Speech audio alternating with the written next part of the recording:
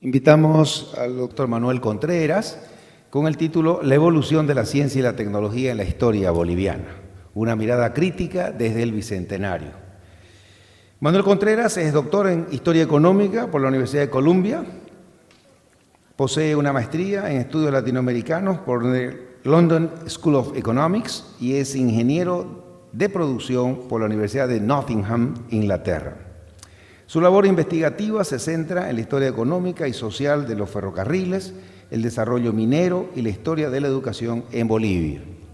Su obra más reciente, El surgimiento de la ingeniería en Bolivia, formación y ejercicio de la profesión, 1900-1964, publicado por Plural el 2002, ha sido reconocida por su contribución al campo. Actualmente se desempeña como docente en la Universidad Privada Boliviana. Damos la más cordial bienvenida con un fuerte aplauso al doctor Manuel Contreras.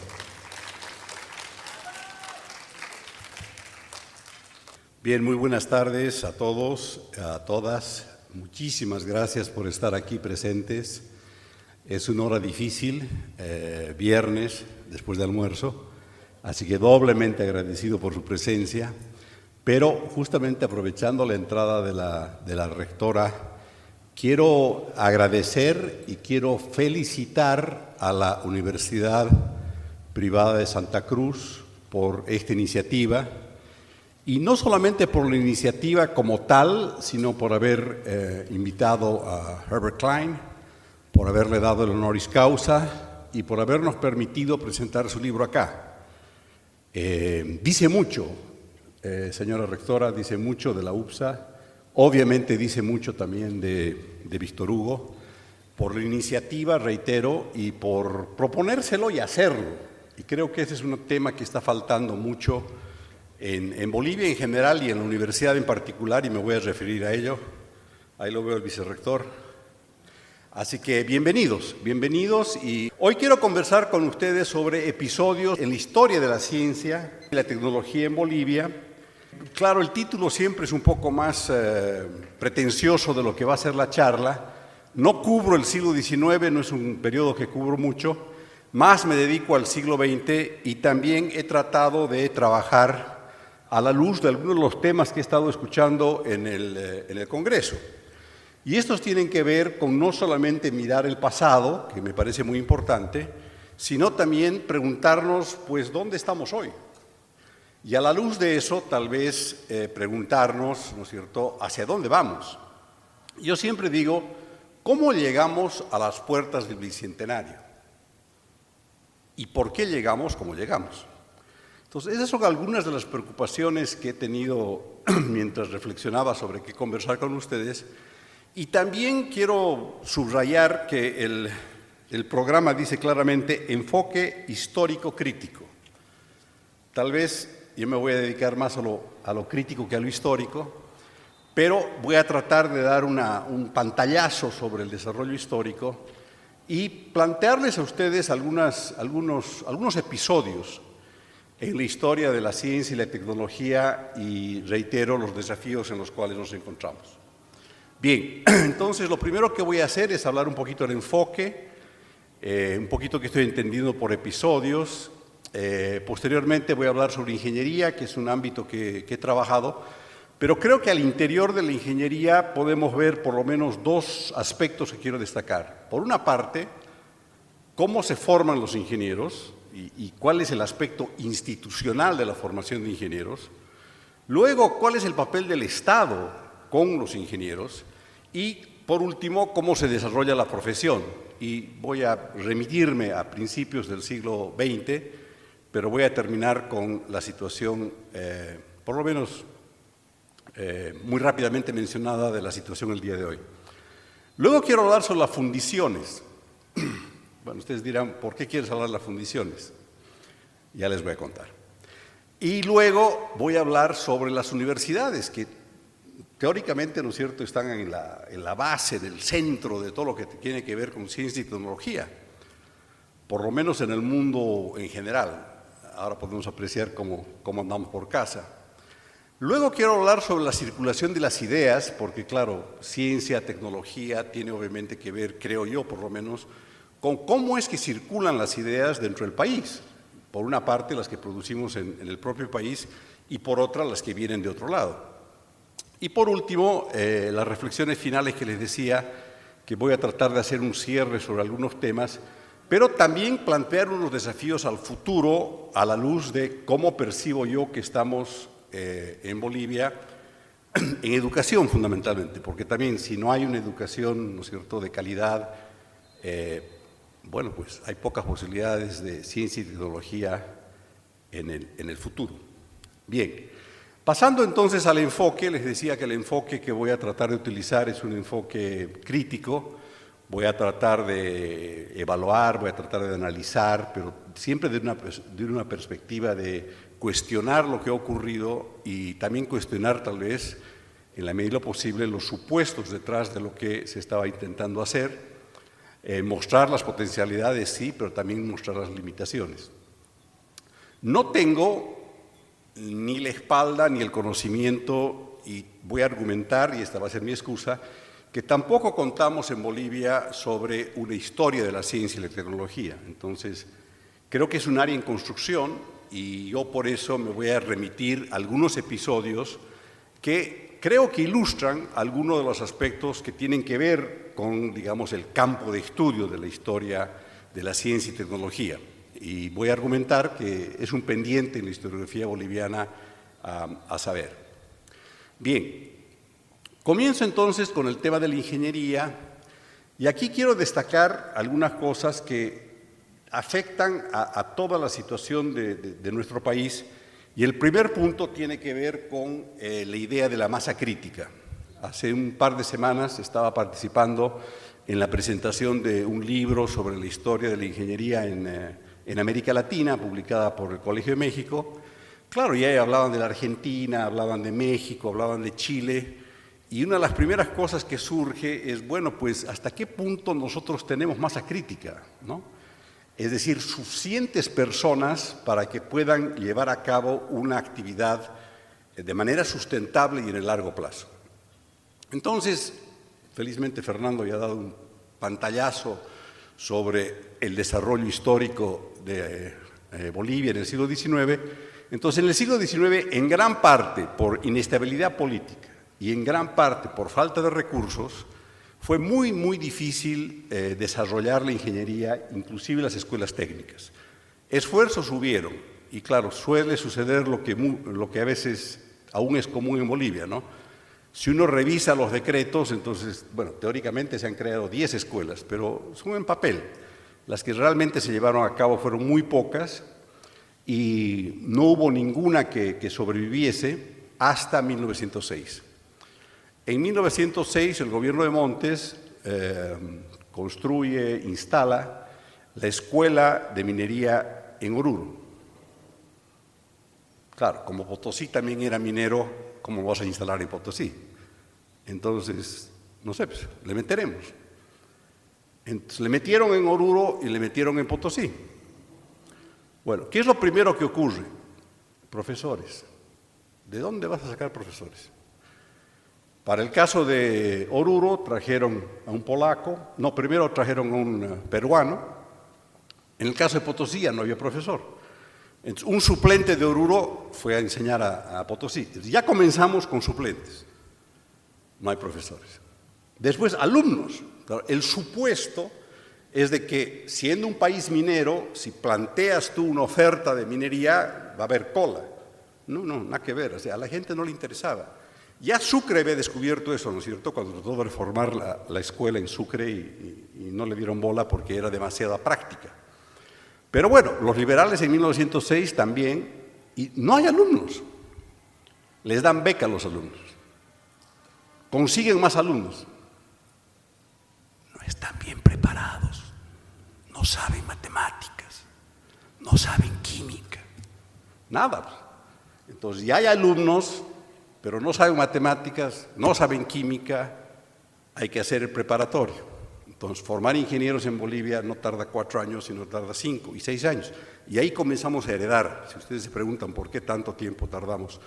Alguna persona me decía, en el MIT forman ingenieros en 4 años. Sí, yo sé, pero ¿con qué nivel llegan al MIT, no es cierto? Bueno, entonces, estos temas, y voy saltando entre 1906 y el presente, son temas que continúan hasta el día de hoy. Repito, profesores, alumnos, laboratorios. Claro, pues una cosa es enseñar derecho o hablar de derecho, me imagino, y otra cosa es tratar de enseñar ingeniería. Entonces necesitas laboratorios para varios temas, entonces no habían laboratorios.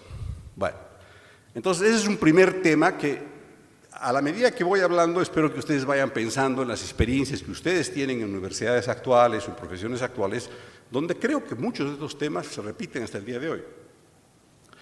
Segundo tema es el papel del Estado. El papel del Estado es muy importante en el caso de la ingeniería en particular porque cumple una primera fuente de demanda. ¿Quién va a hacer los ferrocarriles? ¿Quién va a supervisar las minas? Luego el tema de petróleo, el tema de las carreteras. Entonces el Estado juega un papel muy importante como empleador de los ingenieros. Y luego también para regular la profesión. En 1922 en Bolivia se crea la Sociedad de Ingenieros de Bolivia. Víctor Hugo ha trabajado sobre el caso de Santa Cruz. Pero esto es un siglo después que en Chile, ¿no? Entonces comienza a regular la profesión y luego viene el tema de la práctica de la profesión, porque una vez más, una cosa es formarlos y luego tienen que salir ellos, digo ellos porque en aquel entonces sí eran ellos en aquel entonces competían con los ingenieros extranjeros, porque a inicios del siglo XX había una gran circulación de capital y típicamente si el capital era inglés, las máquinas eran inglesas, los ingenieros eran ingleses. Si el capital era holandés, las máquinas tal vez eran inglesas, pero los ingenieros eran ingleses. Entonces, los ingenieros bolivianos tenían que competir con los extranjeros. Bueno, pues, pero los ingenieros extranjeros habían trabajado en Perú, habían trabajado en México, conocían las maquinarias, conocían el beneficio, la parte del beneficio del mineral, ¿no es cierto? Lo que pasa en el ingenio, no en la mina. Los ingenieros bolivianos nunca habían visto esas máquinas, nunca habían trabajado con esas máquinas. Entonces comienza a haber una división de trabajo. Ingenieros bolivianos al interior mina a trabajar de mensuristas. Ingenieros extranjeros supervisando a los bolivianos en el interior mina y afuera manejando la maquinaria, manejando el tema de beneficio, ¿no? Entonces, ¿hasta qué punto, repito, estamos en algo similar el día de hoy? Y luego, ya salto muy rápidamente, pero comentaba que tuve oportunidad, yo hace tiempo que no trabajo el tema de ingenieros y hace tiempo que no trabajo el tema de minería, pero tuve la oportunidad de hablar en La Paz el año pasado, en diciembre, con un ingeniero de minas australiano, que ya vive en Bolivia 20 años. Bueno, él cree que todavía hay minería, hay estaño en el Yayagua, está trabajando en el Yayagua. Hablamos de Patiño, hablamos del proceso de transferir el block caving, bla, bla, bla. Y luego, hablando con él, que estaba muy interesado en el tema histórico minero, me dice, mira, yo creo que todavía hay estaño en la Salvadora, entre otros motivos, y me da una explicación geológica que no entendí nada, pero me dice por lo siguiente, porque Patiño ha hecho avance en Yayagua, por decir 18 kilómetros. Comibol ha hecho avance, por decir 36 kilómetros. Menos de 50 kilómetros de exploración en diamantina, que le llaman ellos, ¿no? Dice, en Australia hacemos eso cada año, solamente para tener una dimensión. Entonces, bueno, dado que estaba hablando de una persona que conocía el medio y yo había estudiado sobre ingenieros, entonces le pregunto, ¿qué tal los ingenieros bolivianos? Me mira y me dice, en una mano podría contar cuántos contratos. No puede ser, le digo, pero ¿qué pasa? ¿Por qué? Primero, muy teóricos. O sea, me decía eso, yo escuchaba lo que había leído en los informes. Segundo, muy cómodos. Quieren vivir a la ciudad, me dice. Las minas no están en las ciudades. No es mi tiempo, por si acaso. Tengo, ya. Entonces dice, no es así, o sea, hay que trabajar, tú sabes, me dice él a mí, ¿no? Tú sabes, tienes que trabajar en la mina. Entonces yo contrataría 5 ingenieros bolivianos. Bueno, voy al tema de la práctica de la profesión. Entonces, pregunta, ¿cómo comenzamos en 1906? ¿Cómo estamos el 2024? temas. Entonces acá surge una serie de temas que creo, voy a tratar de que estén transversales a mi conversación, ¿no? O sea, el tema institucional, cómo creamos instituciones, el tema de los recursos humanos, cómo formamos gente, cómo contratamos gente, a quién contratamos, cómo gestionamos. Es interesante notar que la escuela, bueno, luego de ser escuela de minería, el 17 se convirtió en facultad de minería y ya era la Facultad Nacional de Ingeniería. Pero, como ustedes saben, y voy a hablar sobre eso rápidamente, el 30 hay la autonomía universitaria, entonces tenías esta facultad de ingeniería dentro de la UTO, que por si acaso no se llamaba UTO, se llamó UTO después, se llamaba Universidad de San Felipe, y se llama UTO gracias a la Facultad de Ingeniería. Entonces tenías esta facultad de ingeniería que tenía, en parte gracias a la guerra, muchos docentes que se habían refugiado en Bolivia de la guerra, con doctorado, a tiempo completo, y ganaban en dólares. Al lado tenías la Facultad de Derecho, la Facultad de Economía, que estaba recién surgiendo, con características muy diferentes. Tenías culturas diferentes. A tal punto que en un momento la Facultad Nacional de Ingeniería se resiste a ser parte de la universidad y quería volver a depender del Ministerio de Educación, porque obviamente no le convencían estas ideas las ideas del caso. Entonces acá viene el tema de cómo gestionas una universidad, ya que hay expertos en el tema, cómo gestionas una institución que esté intentando formar profesionales capaces, bien calificados para un mercado competitivo, y se desarrolla lo que yo quiero llamar un modo de ser. Un modo de ser que tiene muchas características. Una de ellas es cantidad sobre calidad. Y voy a volver al tema un poquito más adelante. Bueno, y aquí quiero pasar al tema de las fundiciones. Desde la colonia y particularmente en el siglo XX, hubo obviamente mucho interés en Bolivia por fundir minerales, tiene sentido. O sea, ¿para qué voy a exportar tierra? Típicamente en el estaño exportaban estaño de 60% de ley, pero 40% es tierra. Entonces no tiene sentido, ¿no es cierto?, con los altos costos de transporte que tenemos, exportar tierra. Si fundes el mineral y exportas 99% de estaño, ya no estás exportando tierra, además estás creando valor agregado, teóricamente vas a hacer industrialización. Entonces, ustedes probablemente conocen el debate, está muy bien sintetizado en el libro de Mitre sobre los hornos. Y claro que si se puede fundir en Bolivia, si es muy alto, si es muy caro, bueno, en fin. Entonces hay un gran debate sobre el tema de la fundición en Bolivia. Bueno, el año 66 el gobierno de Obando pone la Empresa Nacional de Fundiciones con tecnología alemana, Klockner, ENAF, en Oruro. Bueno, y desde el año 66, digamos del 70, fundimos estaño. Y nos hemos industrializado, hemos agregado valor. ¿Qué ha ocurrido? Ahora, hay mil temas. Estaba sobredimensionada la planta, la tecnología no era la adecuada. Entonces acá ya comenzamos a entrar al tema de cómo elijo la tecnología, qué tecnología elijo, y comenzamos a entrar a un tema. En este momento, ENAF es el castigo para todos los mineros. ¿Por qué? Porque están obligados a venderle ENAF. ENAF les paga tarde, mal y nunca, y les paga en pesos, o les paga a $7, que solamente existe, ¿no es cierto?, en el imaginario de personas que no están acá. Bueno, entonces, esos son los tipos de problema de gestión que tenemos, y creo que todavía estamos dando vueltas alrededor de ellos, y como ustedes se pueden imaginar, voy a terminar con el litio. Pero ya nos pasó esto antes. Solamente piensen qué viene después.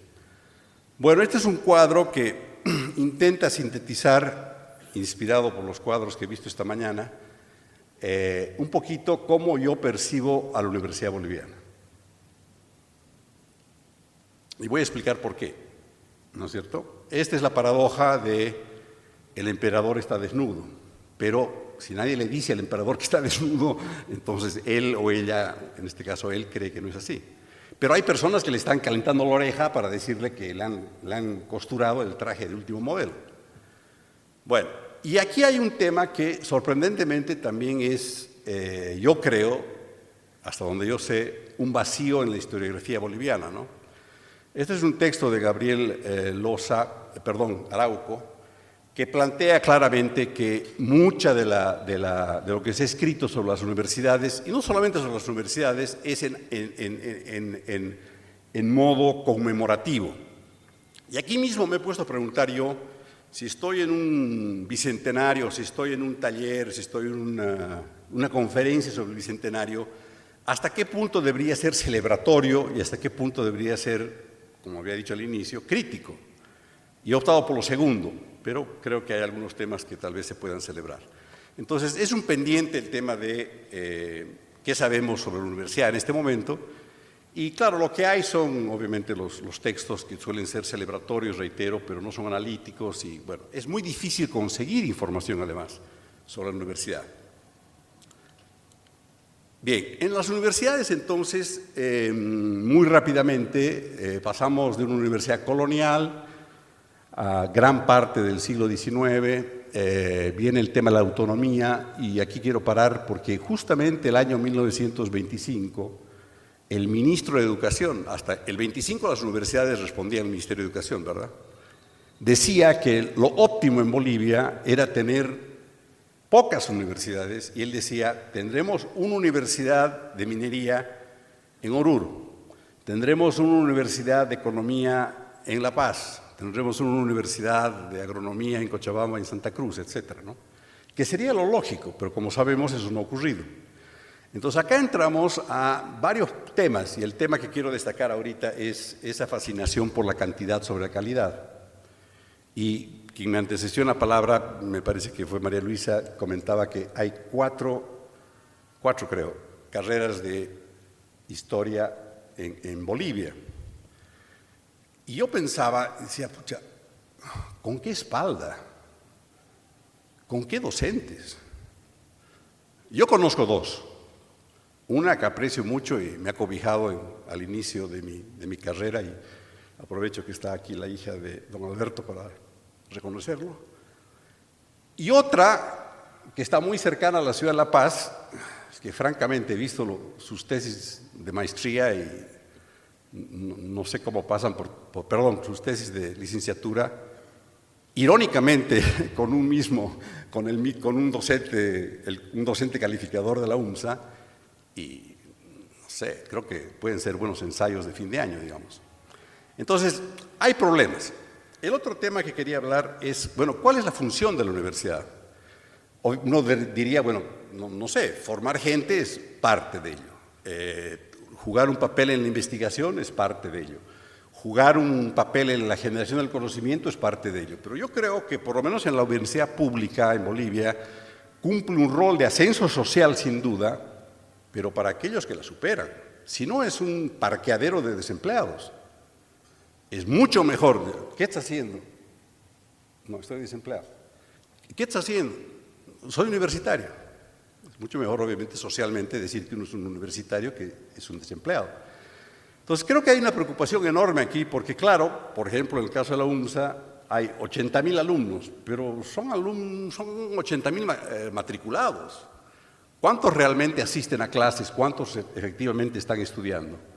Entonces, acá creo que hay un tema importante para decir, bueno, ¿cuál es la función de la universidad y qué tipo de universidad queremos? Pero ahí no me meto yo porque soy un convencido, ya me está queriendo ahorcar Magdalena.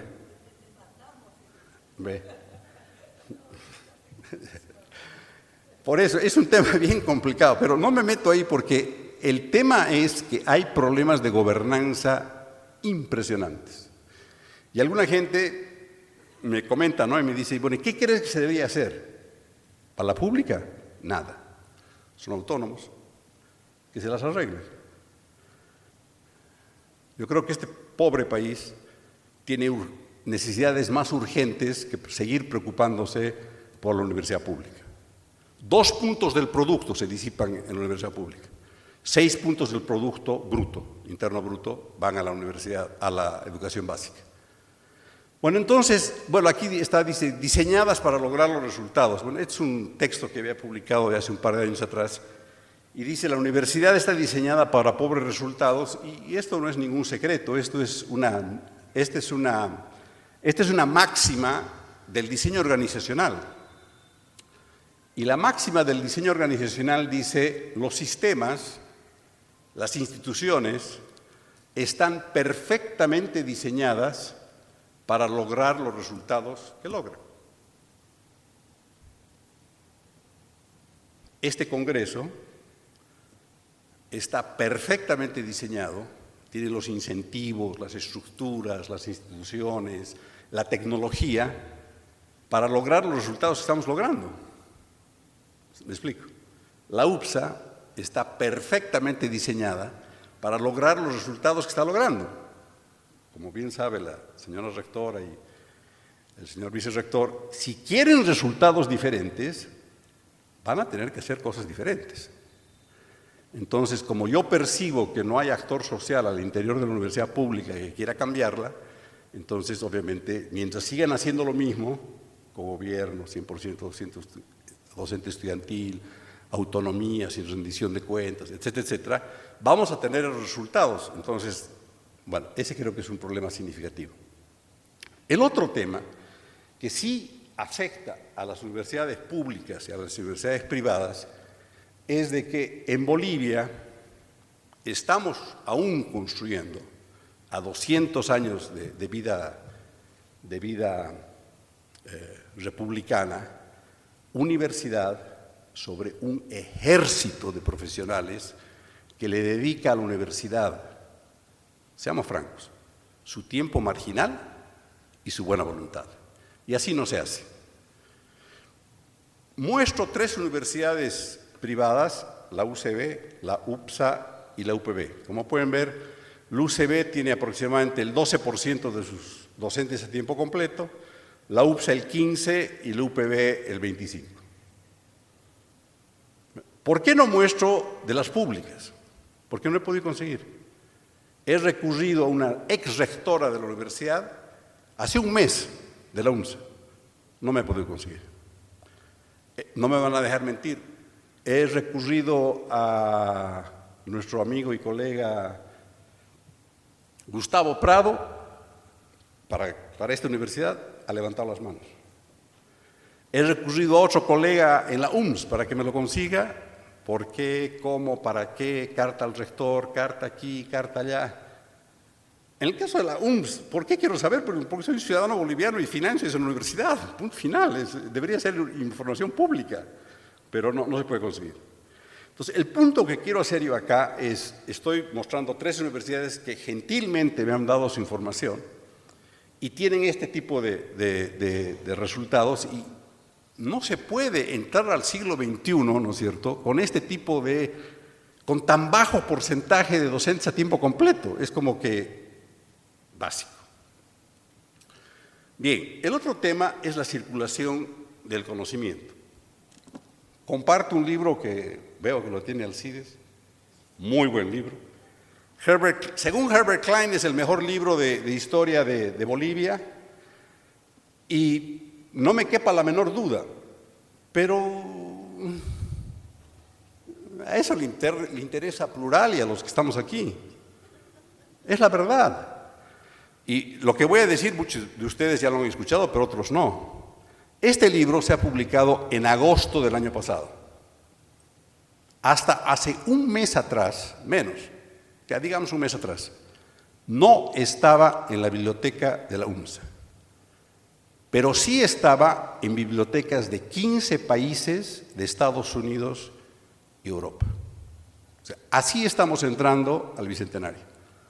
Publicamos libros, generamos conocimiento, pero a nuestras universidades no les interesa. Pero hay otras que sí. En otras palabras, hasta hace un mes atrás era más fácil acceder a este libro en Berlín que en La Paz. He hablado, porque el tema me interesa, con la persona que está a cargo, hablando de 1925. En 1925, la Biblioteca Municipal de La Paz tenía presupuesto y compraba libros extranjeros y bolivianos. Hace 4 años la Biblioteca Municipal de La Paz no compra un solo libro, porque no tiene plata. Hace un par de días he tenido el privilegio de conocer a la persona responsable de la Biblioteca Municipal de La Paz, de Santa Cruz, donde le he llevado un libro a Herb, y ella me ha dicho que hace 2 años no compra un libro en Santa Cruz. Acabo de hablar con Paula Peña y me dice que hace 20 años el museo no tiene presupuesto para comprar libros. ¿Dónde estamos? La UCB, Universidad Católica Boliviana, en La Paz, el año pasado, he hablado con la directora, ha comprado 3 libros bolivianos. 1 de Derecho y 2 de Marketing, creo. O sea, todo lo que produce Plural, todas las ciencias sociales, toda la ciencia política, la historia que le importa, pero no, nada. O sea, las bibliotecas bolivianas están dependiendo de las donaciones. Bueno, ahí el tema de las bibliotecas. El otro tema son revistas y artículos, ¿no? Creo que aquí también tenemos algo que comentar y lo voy a hacer muy rápidamente. Bien, este es un cuadro que lo único que está mostrando son los artículos Scopus publicados por las diferentes universidades bolivianas. Hay 3 temas que quiero destacar. No es sorpresa que la mayor parte de los artículos obviamente vienen de la UMSA, de la UMS y de la Universidad Gabriel René Moreno. Sin embargo, después de eso está la UCB y está la UPB. Y si vemos eso por alumno, entonces vemos que hay también unas distorsiones muy grandes, pero por ejemplo en el caso de la UPSA que fue creada, ¿hace cuántos años fue creada la UPSA? Hace 40 años, publica hoy, o entre el 20 y el 2020, más que la Universidad Autónoma Tomás Frías. Entonces, tenemos temas a resolver en ese ámbito. Bueno, temas pendientes, litio. No voy a entrar al lamento boliviano, pero todos ustedes saben que hemos gastado, o el gobierno ha gastado $1 billón. ¿Se imaginan las universidades que podían haber montado, los doctorados que podían haber enviado al exterior? $1 billón, $1.000 millones. Y no hemos producido nada. Mientras que la Argentina y Chile están produciendo. Entonces, tenemos un tema de gestión, es un tema tecnológico, qué tipo de tecnología. Hoy por hoy, y quiero plantearlo esto públicamente, yo creo que los bolivianos no deberíamos explotar el litio. La Pachamama no ha querido. Además, el daño ecológico para el agua va a ser de tal naturaleza que por generaciones nos van a maldecir. Entonces, tal vez es mal de muchos, consuelo de tontos, pero me digo a mí mismo, pucha, felizmente no hemos podido hacer el litio, así todavía queda. Investigación, somos de los pocos países que no tiene un CONICET. Hasta Paraguay tiene uno. Universidades, ya he hablado de las públicas y las privadas, el tema de la calidad, el tema de las normas, el tema de la cultura. Creo que también en los temas que hablaba de gestión hay un tema de cultura de calidad y creo que ahí hay bastante que hacer. Había comenzado planteando de que todavía hay un amplio ámbito para trabajar el tema de la historiografía de la ciencia y tecnología. Ojalá que hayan más investigaciones sobre el tema. Algunas reflexiones finales. Bueno, ¿cómo hemos llegado acá? Bueno, creo que he resumido algunos de los temas. ¿Dónde estamos hoy? Yo creo que hoy estamos, además, en un déficit de calidad educativa impresionante. Probablemente ustedes han visto los últimos resultados del Observatorio Pluricultural de Calidad Educativa. 40% de los bachilleres no entienden lo que lee. 2 de cada 100 pasan el examen de matemáticas. 3 de cada 100 pasan el examen de química. 2 de cada 100 pasan el examen de física. Entonces, creo que hay un déficit enorme de calidad educativa que la vamos a tener que pagar. O sea, estamos al 2025. Los próximos 50 años, los próximos 25 años, vamos a tener que pagar la deuda histórica que tenemos, que gran parte de nuestra población que ha pasado por el sistema educativo, ¿no es cierto?, no sabe o no entiende lo que lee. Bueno, ¿Cómo ingresamos al Bicentenario? Bueno, díganme ustedes. Desde mi perspectiva, muy preocupante. Además, creo que hoy, además de todo lo anterior, tenemos enormes desafíos de la conectividad, ¿no?, hacia el Internet. Nuestro país tiene una baja conectividad al Internet. Hay grandes inversiones que se tienen que hacer para la fibra óptica. Pero no es suficiente. O sea, distribuir computadoras como nos han probado las Quipus y como se ha probado en 1000 países, no en 1000, pero en cientos de países, no es suficiente y es lo equivocado. Lo que hay que hacer es crear, montar laboratorios de computación en las escuelas y capacitar a los maestros. No voy a hablar de los maestros. Ahí tenemos un problema enorme. Tenemos un sistema totalmente endogámico, desde mi punto de vista, incestuoso, donde solamente los maestros pueden enseñar a los propios maestros. Con eso digo todo. Muchísimas gracias.